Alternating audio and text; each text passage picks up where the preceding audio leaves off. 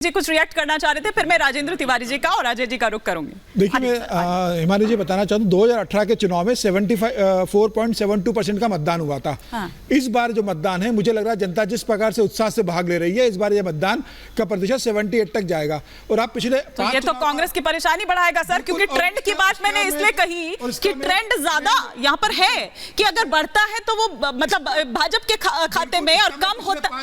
Trend बताता हूँ हिमानी जी, 1998 से ट्रेंड है कि जब पिछले चुनाव से अगर ज्यादा वोट मिलता है, राजस्थान का मतदान होता है, तो भारतीय जनता पार्टी की सरकार बनती है, और अगर पिछले चुनाव से मतदान कम होता है तो कांग्रेस की सरकार बनती है। ये पिछले 5 चुनाव से ट्रेंड चला रहा है। और इस बार मुझे लग रहा है कि इस ट्रेंड के अलावा प्रधानमंत्री मोदी ने जिस हिसाब से लगातार राज्य के अंदर जो कानून व्यवस्था ध्वस्त हुई थी, जो करप्शन हुआ था, राज्य के इतिहास में पहली बार सचिवालय से 2.5 करोड़ रुपया और सोना कैश निकला था। मुझे लग रहा है करप्शन का एक बहुत बड़ा उदाहरण निकला। इसके अलावा महेश जोशी के ऊपर जो जल जीवन मिशन के अंदर का जिस हिसाब से छापे पड़े, मुझे लग रहा है महिलाओं की सुरक्षा का मुद्दा रहा, युवाओं की बेरोजगारी का मुद्दा रहा, पेपर लीक का मुद्दा रहा, महिलाओं पे अत्याचार का मुद्दा रहा, पार्टी के अंदर सचिन पायलट और अशोक गहलोत का जो आपसी झगड़ा था, उसके कारण मुझे लगता है प्रदेश की जनता त्रस्त रही। और जो अशोक गहलोत बार बार कह रहे कि अंडर करंट है, प्रदेश की जनता उन्हें 3 दिसंबर को 440 वोल्ट का करंट देने वाली है। उसके बाद वो विपक्ष में जाके बैठेंगे। और वैसे भी उनके पार्टी के नेताओं ने उन्हें बीच बीच में झटके दिए हैं, इसके कारण अशोक गहलोत बार बार ये बोल रहे हैं। मुझे लग रहा है इस बार 3 दिसंबर में भारतीय जनता पार्टी की सरकार पूर्ण बहुमत से बनने जा रही है और कम से कम 150 सीटें जीतेगी। कांग्रेस 2013 का रिजल्ट लेके आएगी, जब उसको 21 सीटें मिली थी। तय है। ठीक है राजेंद्र तिवारी जी, आपको क्या लग रहा है? और साथ ही साथ इस ट्रेंड में मैं ओपीएस का मुद्दा भी जोड़ना चाहूंगी, क्योंकि वो भी बहुत यहां पर हावी दिखा। इस ट्रेंड में ओपीएस मुद्दे की कितनी बड़ी भूमिका रहेगी?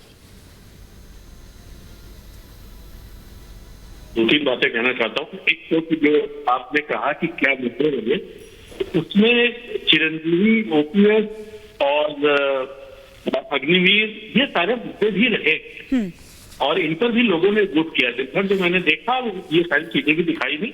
और साथ में महंगाई का इश्यू भी एक मेजर इश्यू सामने आया है।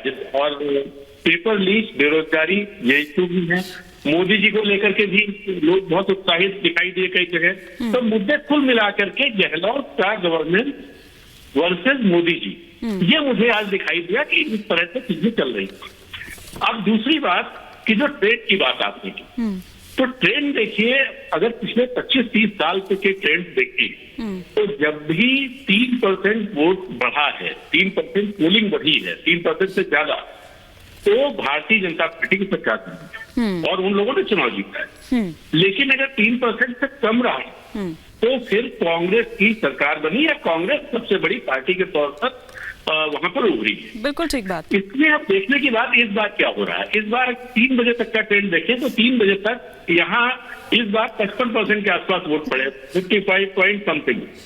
और 2018 में ये परसेंटेज था 59.43%। 2018 का परसेंटेज ये। और अभी जो आपके रिपोर्टर ही बता रहे थे कि अब पोलिंग स्टेशन सूने हो गए हैं और वहां कम लोग दिखाई दे रहे हैं, तो इससे ये लगता है कि दोनों पार्टियों ने अपनी खूब तैयारी की थी और सुबह से ही लोगों को ला दिया पोलिंग, और शाम को वो बात बची नहीं।